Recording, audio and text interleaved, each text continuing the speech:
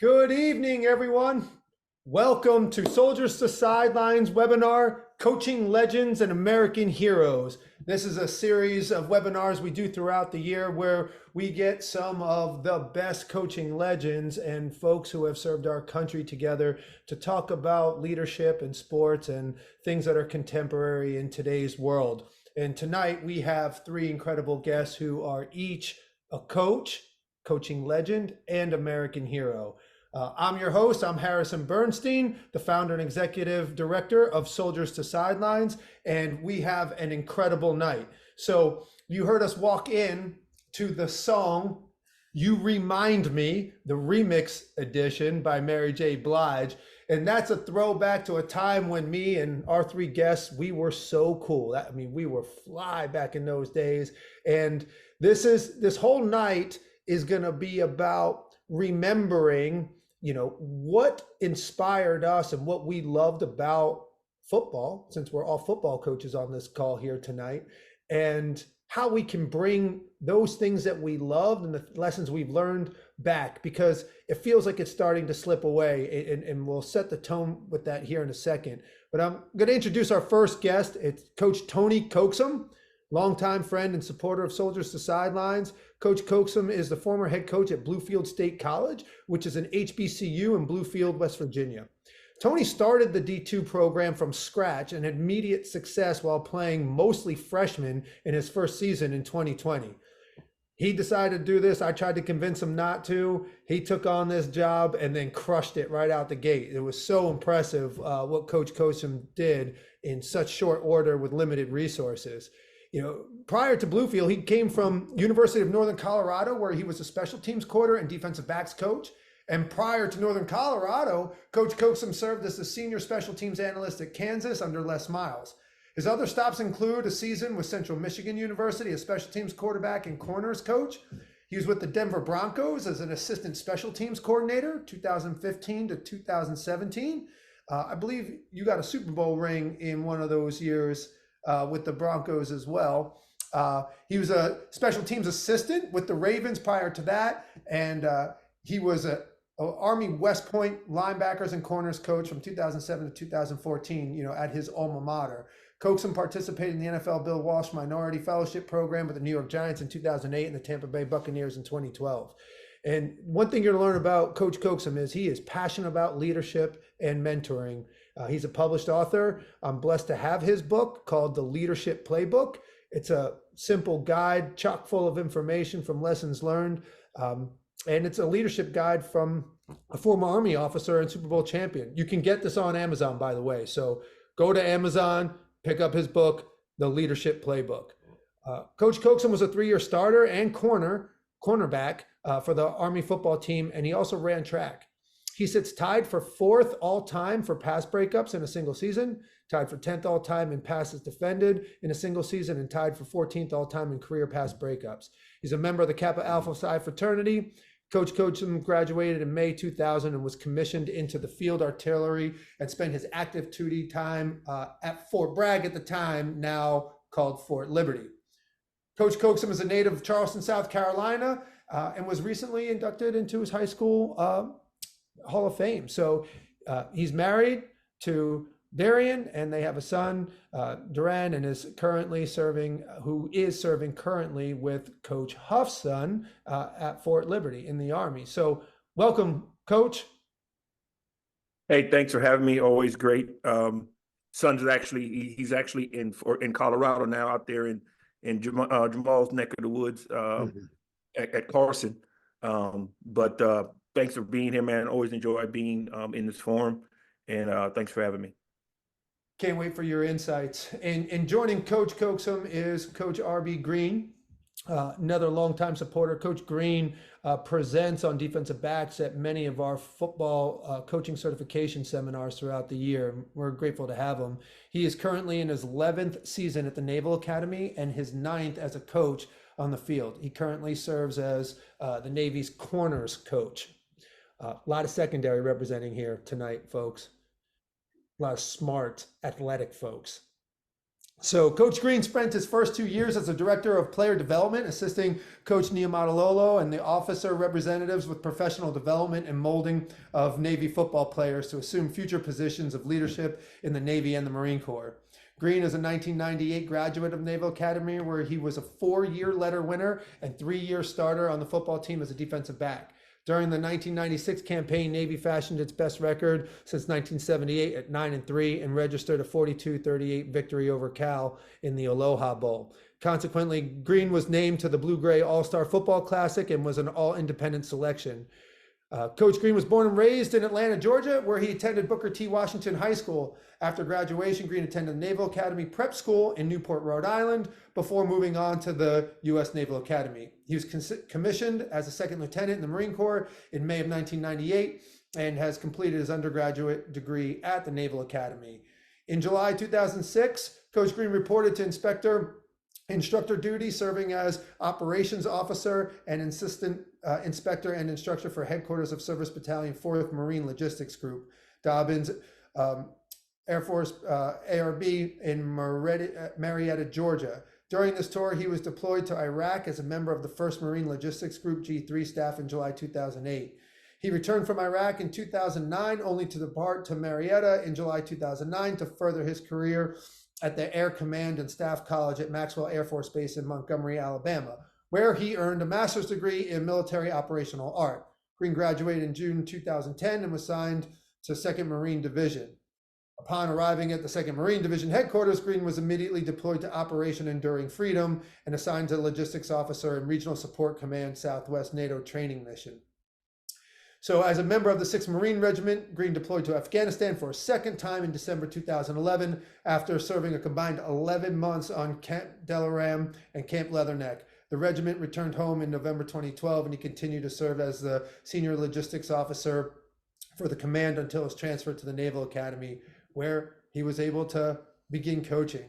As a Marine, the former Lieutenant Colonel's personal decorations include a Navy and Marine Corps Achievement Medal, Second Award, Navy and Marine Corps Commendation Medal, Meritorious Service Medal, and Defense Meritorious Service and Legion of Merit. He retired from the Marine Corps in the summer of 2017, and he currently lives in Annapolis with his wife Robin and twin boys Garrison and Grant. Welcome, RB. Thank you. It sounds like a really old dude you just described there. And so I do appreciate it. I'm happy to be here. Thank you. Man, you did a lot in a short amount of time. And of course, we love having you. So far we have a coach and a hero from the Army, coach and a hero from the Navy, and now representing the Air Force is Coach Jemal Singleton, who is a veteran coach with more than 2 decades of experience in the professional football and collegiate ranks. Jemal just finished his 3rd season as the Philadelphia Eagles running backs and assistant head coach. With Singleton overseeing the running backs, the Eagles rushing attack played a vital part in each of the team's last 2 playoff runs, including its Super Bowl 58 appearance from 2021 and 2022. Philadelphia ranked 1st in the NFL in both rushing yards per game and rushing touchdowns. In that span, the Eagles set several franchise rushing records. Man, you got to coach some of the best running backs, and the Philadelphia backfield is just stacked with talent. That must have been a dream coaching those folks. I had the pleasure to briefly recruit DeAndre Swift at St. Joe's, but he wasn't feeling West Virginia Wesleyan, if you know what I'm saying. So like that conversation was all 1 second. All right. Hey, you got to take your crack. You never know. Sure. Prior to coming to the Eagles, Coach Singleton coached for the running backs, the Cincinnati Bengals, Oakland Raiders, and Indianapolis Colts. Again, mentoring guys like Frank Gore and Joe Mixon, some of the biggest names in the league right now. Coach Single's college coaching stops include University of Arkansas, Oklahoma State, and the U.S. Air Force Academy, his alma mater. So in 2003, Jemal returned to the Air Force Academy as a junior varsity defensive coordinator and varsity assistant coach after being stationed at Little Rock Air Force Base in Jacksonville, Arkansas, where he served as chief of media relations as part of his military service commitment. Singleton began his coaching career in 2000 as a prep assistant, working as a team's assistant head coach / offensive coordinator.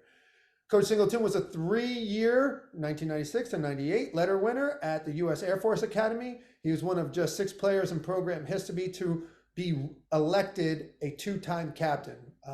So I don't know if anybody can grasp that, but in the academies, to be elected captain is a huge deal, and twice is unprecedented. So that just speaks to his leadership. Coach Singleton totaled 941 yards and 4 touchdowns in his career and was all WAC honorable mention selection. He helped the Falcons to back-to-back 10-win seasons for the first time in school history, including the first outright conference championship in 1998.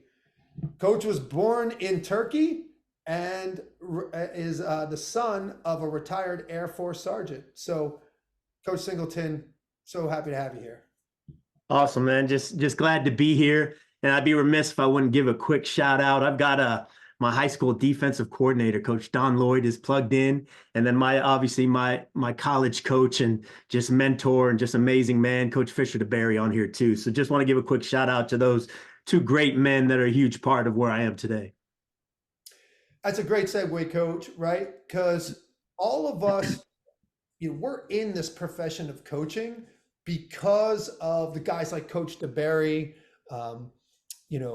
guys like Bob Sutton, Coach Niamatololo, right? Like there's folks that have influenced us in such strong ways where, maybe we looked up to some of these guys and we're like, man, that's what I want to do for the rest of my life, right? I mean, I know that happened to me. And for me, it was how my high school and college coach made me feel, right? I loved football, and it was it's the favorite part of my life, but really it's the values that he taught me the hard way through sport, and why I wanted to go into it for the rest of my life. And I was wondering if you guys felt the same, and if so, let's start off like, who were your inspirations? I know Coach Singleton, you just kind of called 2 of them out. So let's go with you, and what do you remember most about them that inspired you to want to get into coaching?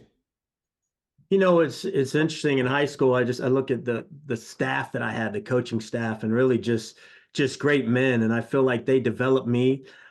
They broke me down too, to be honest with you. A little bit of a hothead, a little bit of a stubborn guy that, they just put their arms around me and made me work and kind of adjusted who I was to get to a point to where I could go to a place like the Air Force Academy. And then when I stepped there and just being able to be with Fisher DeBerry, and just how it's just more about what type of man you are, what type of father you are, what type of person you are, than just what type of football player you were. And just being in those environments. And it's funny, I wasn't coaching, wasn't really in the plans. I was all fired up. I was going to be a fighter pilot, and I was started my introductory to flight training, and I was gonna go fly A-10s and just be And then I went down to prep school while I was just starting as a second lieutenant and coached. And oh my goodness, I fell in love with it.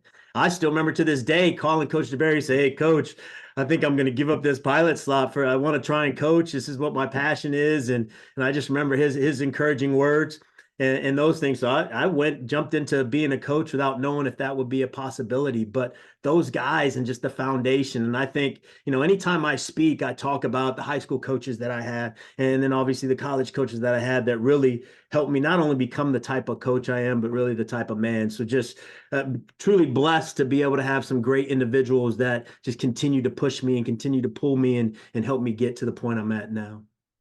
Really cool. RB, who was that for you? And what were the values that you saw in your coach that made you want to get into it? Yes, similar to Coach Singleton, Coach Niamatololo gave me my first shot at coaching, and like Jemal as well. Like, we come to the academies, we are set on serving and things of that nature, and I was able to serve. But what I really fell in love with is the development part of coaching. And that's what's intoxicating, to be able to help a young man similar to the same structure that I had coming into the program, see them develop into young men, go off, get married, come back to the school with their family in tow. And those are the real victories. I mean, the wins and losses, the records, I don't know if I remember every record from every year, But what I do remember of those young men who come back, and I see their families, and I remember who they were when they were 18 years old. And I remember, like I remember myself when I was 18, and I see my coaches. For me, it was our strength and conditioning coach, Phil Emery, who was a GM of the Bears for a while, and was a scout for the Falcons for a long time.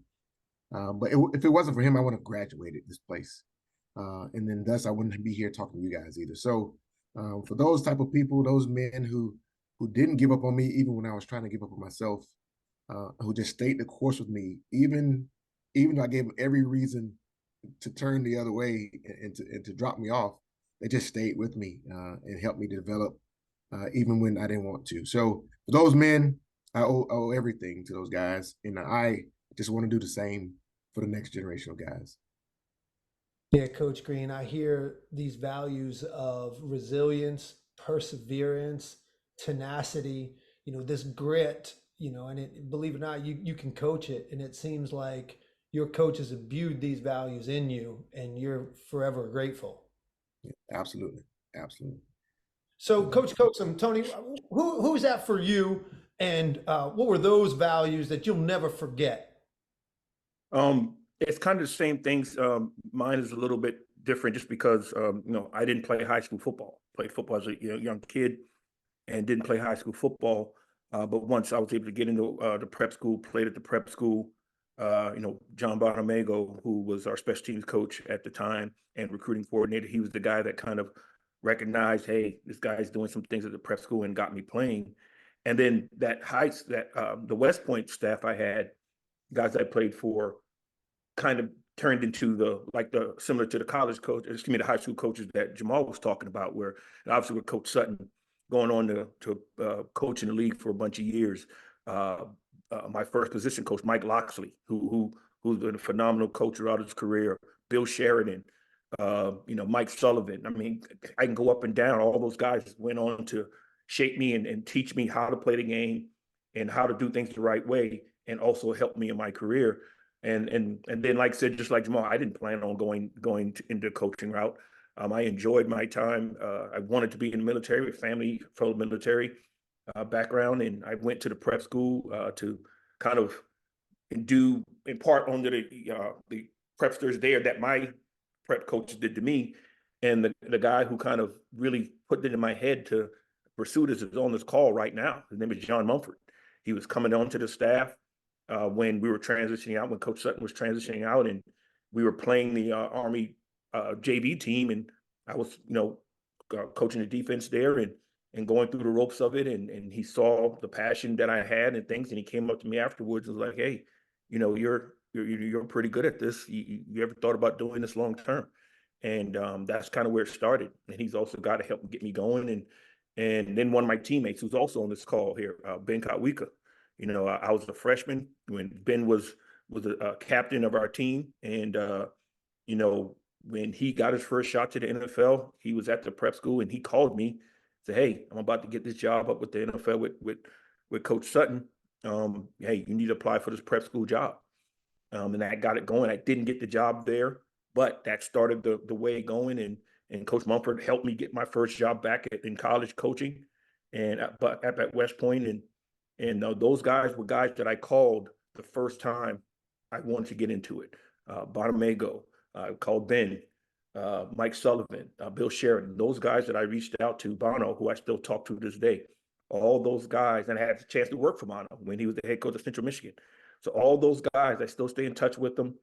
And they're all the guys that helped me really taught me how to play a game, taught me what it's like to coach the game, give everything to your players, and continue to mentor me in this day. And everything I try to do, I try to bounce off of them. I try to make sure I make them proud, and I do my very best. Every time I get a new opportunity, I either reach out to them directly and thank them for giving me a shot back when to help get my career going, or when I had a chance to be the head coach, I tried to. I know I missed some guys, but I tried to give those guys their flowers in my introductory press conference. Because again, without those guys, I wouldn't have been able to do the things that I've done, and I always try to do that. And those are things I lean on when I'm in my coaching now, and try to impact young people today. Awesome, Coach. And so we've just heard from these three incredible coaches and the impact that so many incredible coaches on this call have had on them, right? And like this is a perfect example of just like paying it forward. And this is how we improve the intangibles of our country, like in the communities, because all of us grew up playing this sport in our communities. And if it weren't for these mentors, you know, maybe we wouldn't be doing what we're doing right now. And to tell you the truth, folks, that's being threatened right now, at least in football and college sports. And I was really fortunate to spend some time with Coach Greene and Coach Coaxum at the American Football Coaches Association a couple of weeks ago in Nashville, Tennessee. And you know, at this convention, like all the college coaches are there, high school coaches are there, and this is where we all like, you know, grow our craft and create these connections. But this year was different.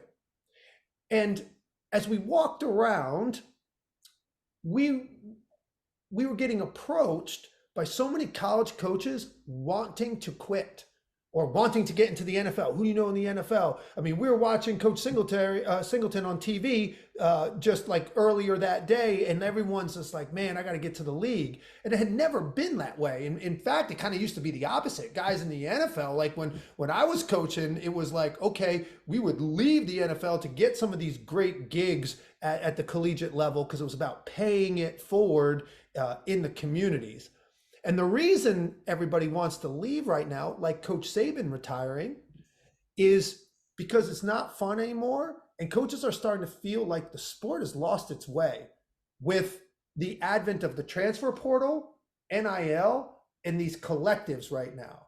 And so what's happening is the landscape has shifted where the spotlight is now focused on the individual player and away from his teammates.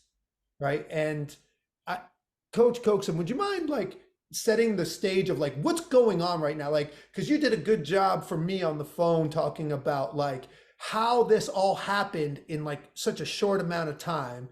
And then once you do that, let's go around and just discuss like how can we bring it back to the values that we all just discussed? Because it's up to us as soldier coaches to go out there and do that. So over to you, Coach Coaxum. Yeah, I mean, we're all no stranger to the talk that has happened over the last 10, 15 years, and even going beyond that. It got to the point to where everybody's worried about, okay, players being bought and people violating NCAA rules in order to get the best players in, and the coaching salaries going up so much, and the coaches being able to leave, and coaches and kids being stuck and not getting paid what they're worth, so to speak. And it was a push to get the kids compensated for being able to do something. Now, there were a lot of rules in NCAA that were just silly, that weren't allowing kids to be able to, again, in the college environment, weren't allowed to work, weren't allowed to, you know, really do anything outside the scholarship to make money because it would jeopardize your scholarship. So a lot of the rules were in place that didn't make sense.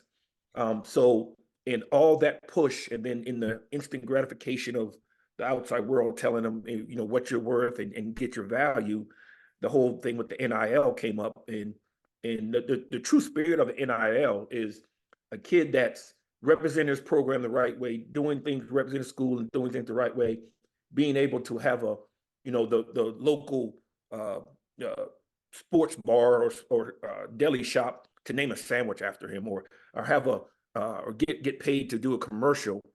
And get money for, or if he's talented, he's a musician or whatever, he can go in and perform and get paid for his name, image, and likeness and based on what he's done at that institution. But it happened so quickly, and the NCAA went from, okay, we're not doing it, let's take time to figure out how to do this the right way. They just said, okay, floodgates open, schools do how you want to do it. It actually became exactly what it was trying to prevent. It became, with the collectives, literally, kids are getting, schools are putting together the biggest boosters and say, okay, we're putting together this amount of money so we can go out and get the best players that we want. The things that got programs the death penalty years ago is pretty much what's going on. So now, you know, you can't blame a young man that's not coming from much or meager states, or even well off. Now you got schools and people coming at you, hey, we're going to pay you this amount of money to come play for us. So now, and when you bring the transfer portal, which was meant to combat when coaches can leave for a job and kids are kind of stuck, it was open up to where kids can leave and a lot of different rules to get out and go where they want to go. Now it turns it into free agency. So kids can, go to a school, get a certain amount of money from whatever, and now they may not like what's going on or hop in the portal and just say, okay, let's see who's going to come and offer me the most money to go play somewhere else. So one of the things that it's really it's made it very hard to build that team unity, and the fact of what we all know what this game is, where, hey, it doesn't matter about me as the quarterback or the wide receiver or the running back. We're only going to win games if we're all together. And now it's made these kids focus on the monetary part of it, of taking care of themselves and what's best for them. And you can't blame them for it. You can't blame them for it.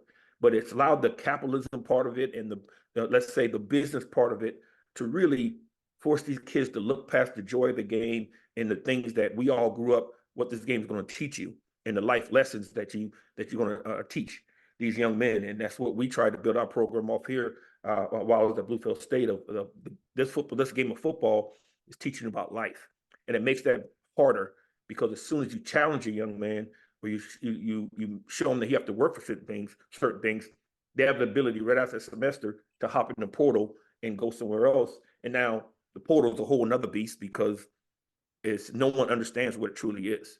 It's really it's nothing football related in that portal. When kids would come to me about going in the portal, the first thing I do, I'd log into it and show them what it is. Say, hey, tell me what you see. And they, coach, what do you mean? I say, do you see anything in there that's related to athletics? No, you see your name and the institution you attended. That's it. And their mind's blown by that. And most coaches outside of high school coaches don't know that. Parents don't know that. And I'm telling you, you're putting yourself in a situation where you're going into an unknown. And there's only about 25 to 30% of the people who get into the portal that come out. And that's not being told to them. And they're learning a very hard lesson in life of making certain decisions based off of true knowledge. And it's putting these kids in a tough situation. So there's benefits to the portal, and there's benefits to NIL when it's done properly, but it was thrown out there so quickly that no one's been, the people that it means the most haven't been educated on it, and it's leading them to make some really poor decisions. Yeah, and that's why it's up to us to bring it back to these values that you all described coming in. And RB, you were in a meeting at the AFCA, and you and I were kind of talking about that. And the best part about the academies is, when you go to West Point or the Naval Academy or the Air Force Academy, you're going there for something bigger than yourself. Yeah, football is a big part of it, but there's this whole other mission attached to it, and this serving for something greater than yourself is what we need to get back to. And so, RB, you're currently coaching at the Naval Academy, and you might not be seeing it as much, but you're part of some of the steering committees in trying to combat this. So what's your perspective on what's going on, and what can we do to bring these values back to these young kids? Yeah, so I'll make a disclaimer. Everything I say here is my own opinion here. But here is where we are, in my humble opinion, is that we've moved away from football, NCAA being about educating student athletes to being an entertainment industry. And we've moved further away. If you look at the structure of the student athlete now, mostly online classes, right? So he doesn't have to report to a brick and mortar schoolhouse and get social interaction or instruction from a teacher anymore. That's one thing the service academies do. You get at those places. The high school kid is not getting recruited anymore. So somewhere around 4,000 high school kids will not get scholarships this year because colleges recruit out of the transfer portal. Out of the 25 allowed scholarships, 20 of those will come out of the portal, and then only 4 of those will go out of high schools. So the high school athlete, the kids that we're trying to get to, the kids that will be the fabric of this country in the future here, we can't get to them like we used to. We have to find unique ways to do that. So we have to really reach back down into the high schools and even youth programs to start developing these kids at a young age, because they're not getting that development, and they don't get the opportunity at the college level, at least like it used to be. I think that the D2 programs, the D3 programs, like Tony's heading, I mean, those level of programs are becoming more and more important than they used to be. I think I said that wrong. They're becoming a bigger holding place for the new student athlete, so that we can develop them at this level, because they're not going to get scholarships at D1 level unless you're a 5-star, 4-star athlete, and it's only 400 of those guys in the country. And so if you look at your area and you look at your high schools and talk to your high school coaches and ask them, typically I would see a bunch of coaches on. I just came out the road recruiting for the last week. Typically I would see 10, 20 other college coaches on the road with me. I passed one guy that I knew in the airport. I didn't see anybody. Nobody was at the high school with me at the same time. There were no other coaches from any programs at any school that I went to. At any school, I was the only coach at every high school that I went to. And I went to 37 high schools over this past week. And so the military, the values that we hold in the military are very, they mirror what we do on the football field. The military service is going to have to play a bigger role in it, and maybe take the place of college in a lot of places. These kids may move from high school, may not be able to go to college anymore. And so the military needs to fill those gaps in for their continued development post high school. Because, a bunch of kids, I mean, the portal is full of kids right now. And if colleges are going to the portal to recruit kids, those high school kids that I saw today that were, 3 years ago would have had 4 or 5, 10 legitimate offers, are searching for homes to go to. And these couple of recruiting classes that are currently in high school right now are the transition classes. They're going to pay the price for the transfer portal and the NIL, and their little brothers, or the class that behind them will see them suffer, and they will correct it. But this current group of young men who are in high school right now are going to pay a serious price for a transfer portal and NIL. And so we have to give these kids other options, because not all of them are going to be able to play football at the next level like they was 2 years ago. And it's going to be for us to reach back down in our communities and not because if some of these kids don't go to school, playing ball, I fear what will happen to a lot of them if they don't get to the military or somewhere that help them develop with some mentorship. Wow, RB. I mean, you blew my mind. I just think about, one of my favorite parts of, this spring recruiting time is being with all the other coaches in my recruiting territory. I mean, this is where, I would establish these bonds and this camaraderie with my fellow coaches. And quite frankly, that was the way where you got to get to know folks, where as a coaching carousel turns, those guys could be your next job, because you develop these relationships with them on the road. And to be the only coach recruiting a high school is absolutely mind blowing. And it's how fast that changes. And so you said another important term where, like you said, entertainment, like it's becoming more entertainment. And Coach Singleton, you are at the epitome of entertainment. Like your whole world is, yes, to win games, but it's for the public's entertainment to watch you do this.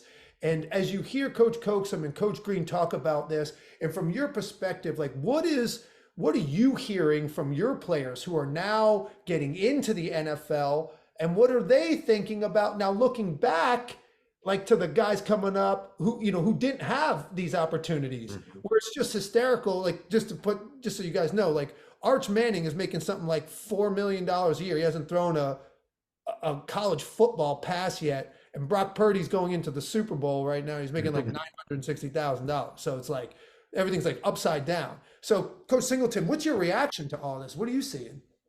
I think Tony hit it on the head a little bit for how it correlates with us. It's free agency. I mean, that's what college football is going through. That's obviously what we have in the NFL when you talk about that and how you get players and that. But it is, we haven't quite hit that line just yet. Where now the the NIL babies, those guys coming through are getting to the NFL. But we've talked about in the past, guys that maybe would have come out of college early, maybe would have started, doing 3 years instead of four. Some of those guys are going through those.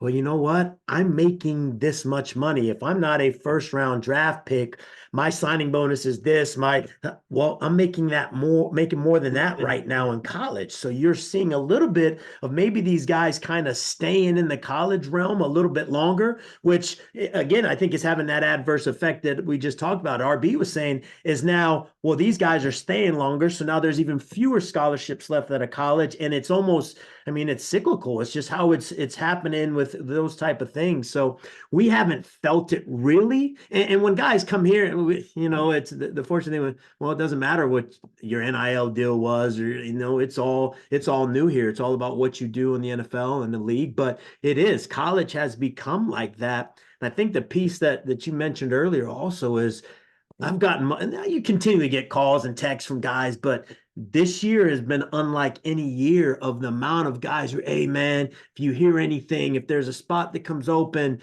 to see it. I think we just saw, and I don't know the man personally, so I don't want to get too involved, but you had a head coach of a Power 5 conference leave college to go to the NFL as a defensive coordinator.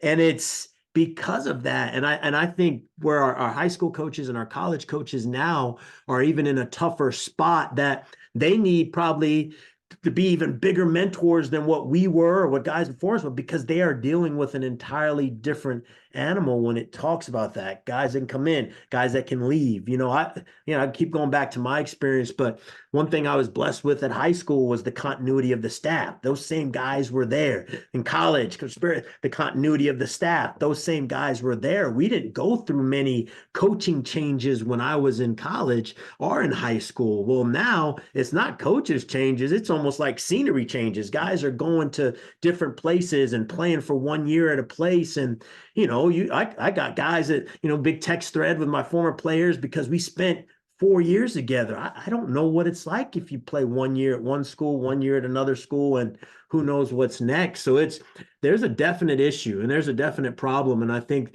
the biggest piece is, as RB mentioned, was these high school guys that don't have homes right now, that in years past would have had a chance, go develop. And we know, I mean, every coach knows there's some guys that just need 2 years. You're talking about an 18-year-old kid coming out of high school, and he's not going to be ready to play maybe till he's 20. That's 2 years. And then you've got this phenomenal player, goes on to NFL and does all that. Well, that 18-year-old is not getting that opportunity for those couple years of development anymore. And it's frightening a little bit. I mean, I missed it when I got dipped back into college and came back to the NFL. It wasn't there. And to be honest, that's why most guys that are in the NFL aren't trying to leave anymore.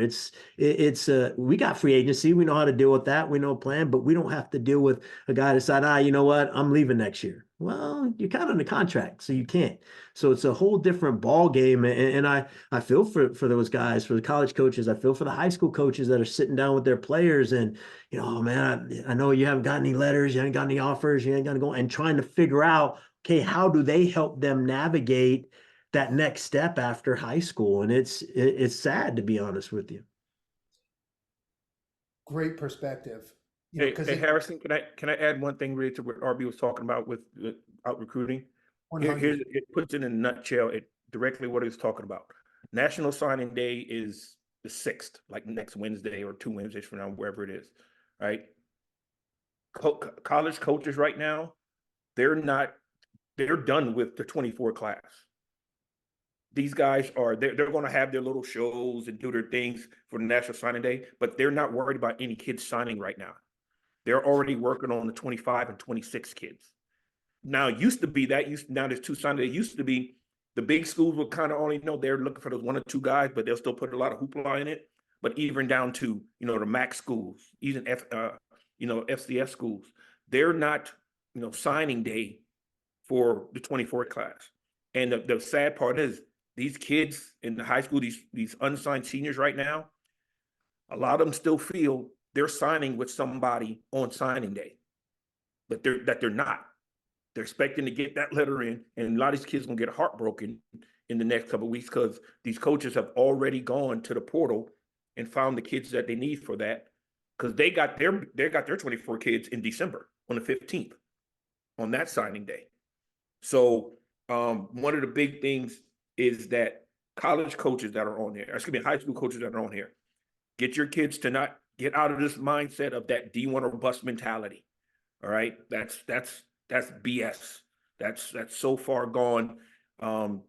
First, you get a scholarship at any level, you're a doggone good football player to play outside of anywhere past high school. Okay, find this institution that's best for you. All right, that fits everything you need, and they truly want you. Take that, because if you're sitting there waiting, if you're a senior and you're sitting there waiting for October, November, your senior year rolls around, you're expecting even preseason of your senior year, and you're expecting offers, you're probably not getting one from a big school unless you just have a phenomenal year, and you might get it. By mid-season, your senior year, they're not offering any more 24s because their mindset is, I'm going to go in the portal that's going to open up right after the season, and I'm going to get a kid that's built just like you, that's a year or two older, that's been away from home for a year or two, so we know that kid's not going to get homesick and want to leave after 3 weeks away from mama and daddy, that's been in a college strength and conditioning program, or that's had some college film. That kid's going to win out every time because there's less questions involved. So that's the biggest thing. So this signing day that's coming up has nothing to do with 24. There'll be a few kids signed here and there, but these college coaches are already looking at 25, 26s. There's another thing that's happening with there's like some other collateral damage, and it's like for the kids that do make the money, right? Like the select few that do. And you guys that have coached in the NFL, this. And in my time as a strength and conditioning coach for the Redskins, my office was like, I was like the shrink. Everybody comes to my office. My office is open all the time, and I get to hear about everything that's going on in their lives. And one of the biggest things that was recurring year after year is the young folks who get their first like big contract, right? And then their family starts hitting them up. And now that you got money, everyone starts coming out of the woodworks like, hey, give me this loan to invest in this car dealership, or let me do this, or, you've been my boy for so long. And now that this is this dynamic that's it's hard to navigate, where this is family, these are people that you relied on, but now they're like pulling at you because they're trying to get a piece of this. So it's got to be hard when you're 22, 24, 25, 31, 32. Now that's happening to kids who are 16, 17 years old, some of these 4-star recruits. How do we navigate that? How do we ground these guys and try to show them like, yes, this is a wonderful blessing that you're able to make money on this talent that you have, but now understand the value of your connections and your bonds and how to navigate.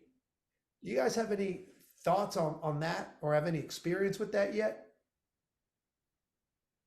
Well, you really have to, like, professionals have agents, right? They have professional agents that have some skill and can help navigate some things. These young kids who are getting proportionally money on the same level as an 18-year-old, and it is a contract with the collective, right? And there are tax implications. The kids don't understand. There is potentially breach of contract or something that the kid didn't understand. And so I think where we have to go, like I said, go back to the high school level, and we have to train the current crop of high school coaches in the new recruiting world. You can't sit and wait for colleges to come to you anymore. You have to be aggressive. You have to make sure your kids are in all the databases that the schools purchase and all those types of things. And they need training in how to help your kid navigate this process. Because if we allow them to do it on their own, we're going to get the monster that we all fear. and this kid getting pulled in so many ways, and we're missing out on a chance to develop them if we don't talk to the kid in the 9th, 10th, 11th grade. And so part of the new curriculum of instruction has to address how to get your guys recruited, and then how to help them navigate this world of NIL. Because especially, I mean, for the kid who has a parent who's a financial guru and is in that business world, who has a friend who's a lawyer, and I mean, he may not have a problem. But the vast majority of athletes who are, working class family, single parent home, who don't have the knowledge to handle these mega deals, we're gonna get some really poor student athlete issues to service in the coming years. Yeah, I think it's really a call to doubling down on values early. The camaraderie, doing these things for your brothers and sisters, and why we play sports. And I think the power or the responsibility of youth and high school coaches now has just increased exponentially, to your point, RB, because we got to equip them, because if there's a strong value base early, it can set the foundation for them to navigate these tough waters, right? If there's no value system early, now you're just kind of like grabbing at anything that shows up, right? And as much as a big influx of money is a blessing, it comes with a lot of other things. And I just want to turn it over to you guys, and shoot, the audience is filled with brilliant minds of leadership experience and coaching. If anybody has a question or a comment at this moment for any of our guests, put a question mark in the chat. I'm looking at it, and I'll ask you to unmute yourself and go for it, because this is a conversation. Like, I don't have any answers, and we're not expecting anyone to have answers. Like RB said, this is an opinion right now. But I think we could all agree we got to get out in front of this, and it's up to us as soldier coaches to start establishing these values and get back to the things that we love. The reminiscing. You remind me of my coach when we grew up earlier, and that was the focus of everything. So, yeah, I would love to hear y'all's opinions. And Tony, if you got anything, and Jemal. One thing we have to not be afraid to, yes, you have to adjust to the new environment and the new way of things, the new societal trends in a lot of ways. Because I tell the kids I've been recruiting here for the last 3 years at Bluefield State, my big thing was like, I have to dispel a lot of the myths that's been put upon you, that the entitlement that the world has tell you that you have, and that you know more than you actually know, and you're entitled to make all the decisions for yourself. It's a jaded message, because it gives them the mindset that, hey, you know everything and you don't need anyone else older than you to kind of guide you. And we have to dispel a lot of that, because the things that he talked about, we're going to set kids up to go down the wrong path.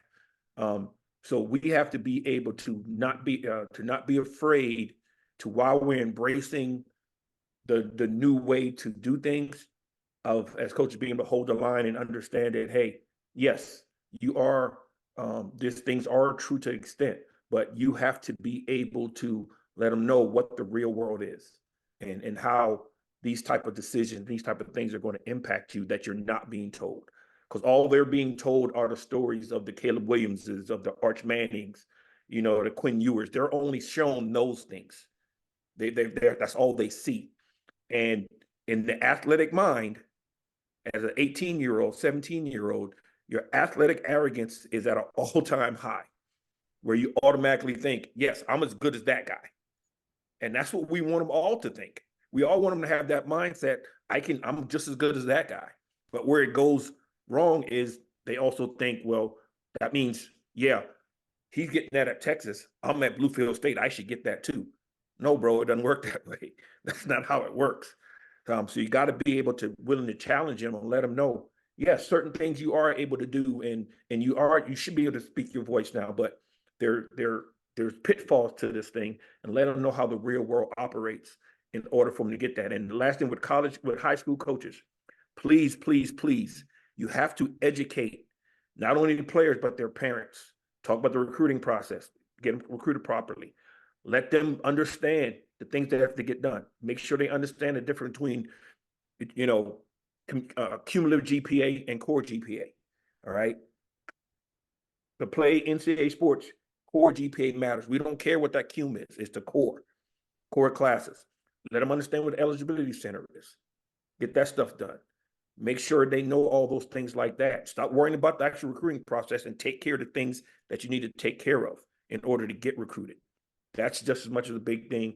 FAFSA for smaller schools. Understand how you do FAFSA, filling that out. And that has changed. This year, that's completely different than what was before. So it's a whole new system. And there's some bugs in it that's going to get people in trouble. So make sure you educate your kids and your families on getting those baseline things done. Or it doesn't matter how great, fast, strong Biggie is, fast he is, how talented he is, they're not going to go to school for something that's completely in the control of themselves and their families. Awesome, because it is the school that's going to set them up for a lifetime of success. And like Coach Gibbs used to say, football is a great start on life, right? So everybody who entered our room, he would say, and he would remind us every single day in the team readings, this is a great start on life, but it's not it. And if we don't have these values in the education, it's going to go away pretty quick. So, hey, Cody Peterson, you put a question mark. Go ahead and unmute yourself and ask your question. Hey, so I'm going into my second year of high school football, coaching the DBs and assistant DC. It's kind of the harder part of town, I guess, if you could say. And it's hard to relate to some of the kids and even some of the coaches really coming from a military background. And like, we obviously go 1,000 miles a minute and we're like, always go, go, go. And, I played college football before joining, so that's just always been my mentality. I guess my question is, have you guys ran into the same issues with like trying to relate to different individuals as far as not being the go, go, go getters? And like, how have you related to them in those instances? Anybody want to field that? I can start. I think, that's a part of those many hats that you wear as a coach. One of our core values here at the Eagles is connection, like connecting with these players.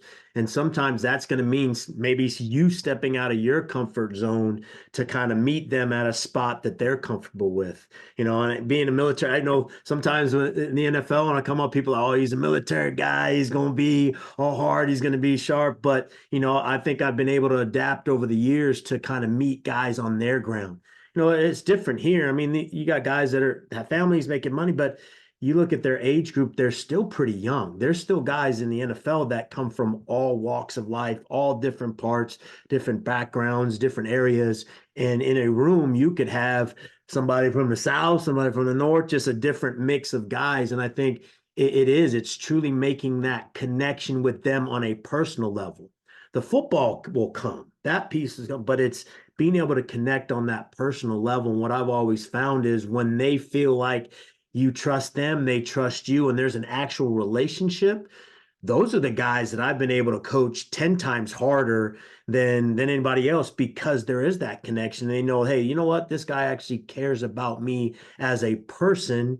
He's pushing me for a reason. So I just say that is like, connect in a different way. I mean, our high school coaches, we used to have dinners at their houses and different things, be a part of their families. And in some cases for high school coaches, I know this, you may be the only father figure type person that they have in their life.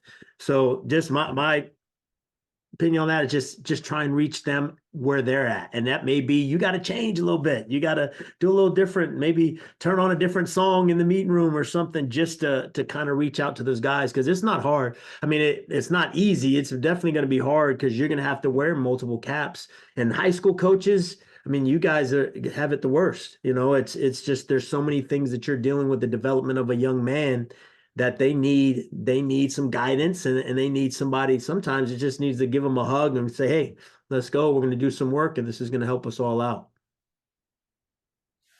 Good question.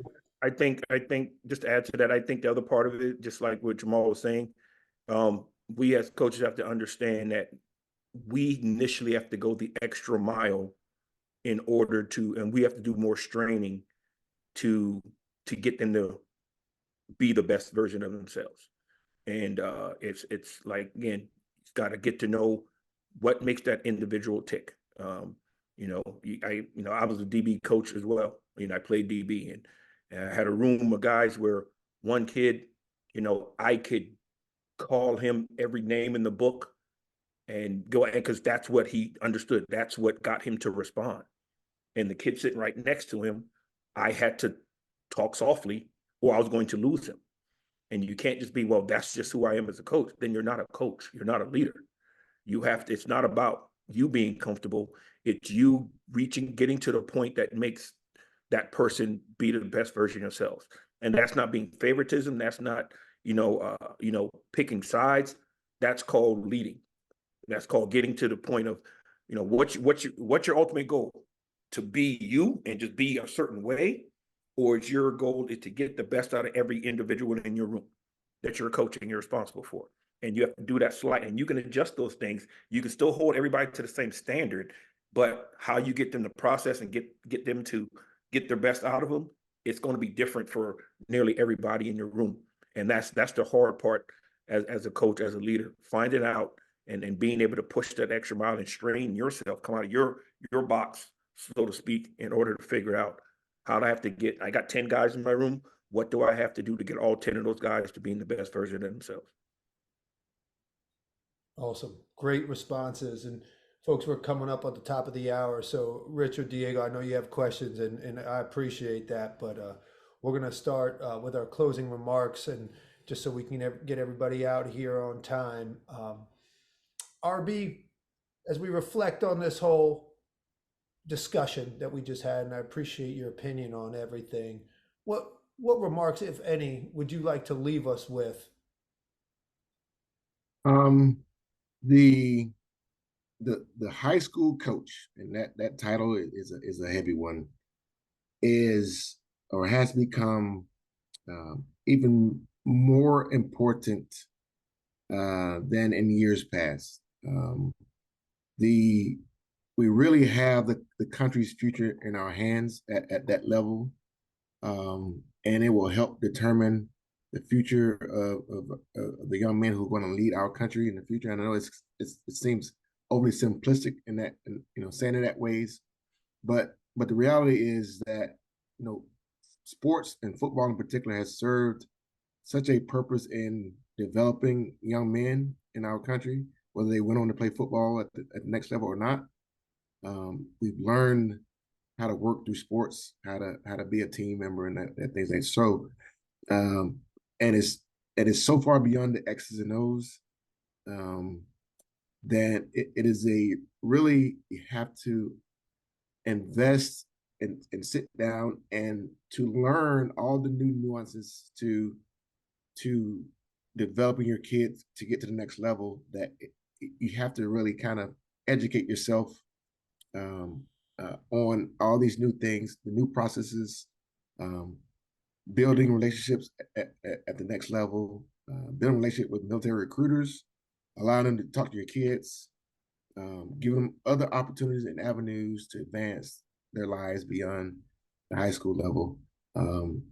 It's become more critical just because the opportunities have shrunk for the high school athletes, and they're not what they used to be. And so something has to take its place, and we have to help guide those young men to places where they can become successful, whether it be D2, D3, NIA, whatever, but get them to school. In large part, the high school coach is going to be doing that work. So I'm here to help. Reach out to me. If you need me to come to your school, talk to parents, explain these things, I'll gladly reach out, jump on a Zoom call. I'll come to you when I can, when I'm allowed to speak to whoever you need me to, and to help in any way.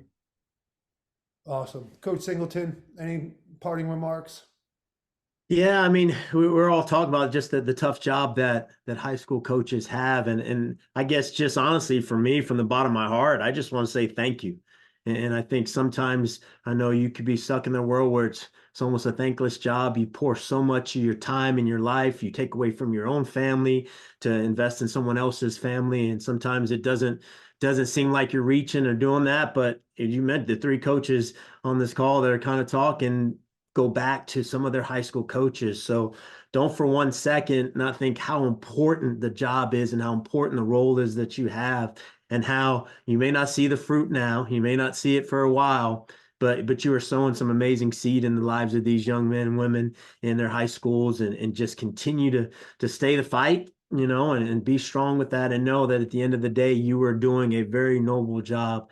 And honestly, just thank you from the bottom of my heart for everything you've done. Like I said, my high school coach was on here.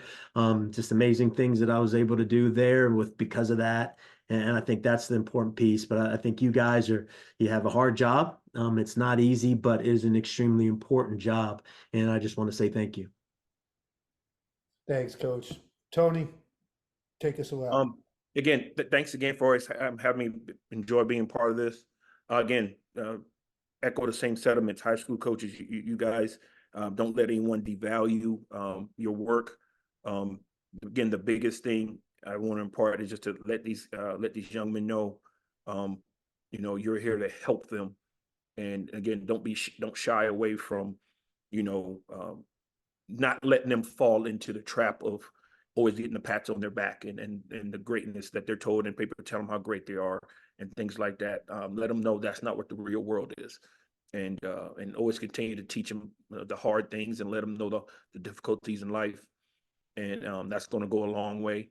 You know, again, some great people have been on this call. I had some teammates on this call. I saw Aaron Berg was here, Nate Hunterton, my forever my team captain and classmate and brother. But everybody just continue to push and let them know that in this hard world that things are struggling now, and not struggling, but in the hard way struggling when it comes to this recruiting process. Don't let them lose the fact of enjoying playing the game and enjoying their senior season. You know what I mean? Because you're never going to get that back. You're never going to get that senior season of playing high school football back. And, don't allow them to stress in what I got to do to get recruited, because it's so more than ever, it's less about what they're doing. They have very little control who recruits them. And you focus on that too much, and now they don't enjoy their senior year, and then they live to regret it. Because now they get on, and then they're just may not get recruited, and now they're not playing. They hang those cleats up, and you never know when you're going to have that again. And the thing I always impart on our guys is that our goal, this game of football, teaches you about life better than anything else that's out there. Because it's ups and downs. It lets you know, no matter how talented you are, you can't do it by yourself. And I always tell our guys that, we're preparing you for life. And these lessons that you're going to learn are going to teach you for life. And I tell every recruit that I've had for the last 3 years, our goal is when you're done here and you get your degree, we want you to set you up so you can go out and change the world. That's what the goal of being a football player is. And when you learn to do that, that's what we're teaching you.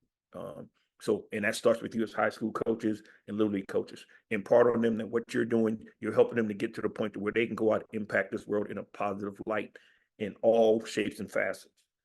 Because again, this game of football, as we all know, brings people together from all different walks of life, ethnic background, religious backgrounds, and no one cares.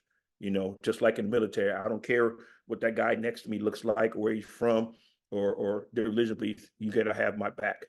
And playing against Jemal during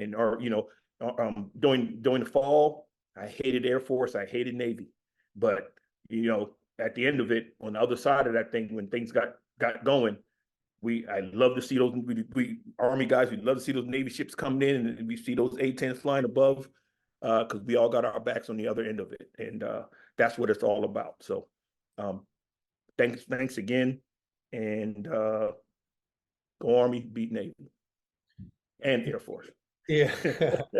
That's what you get for going last. And I just thank everybody for attending here.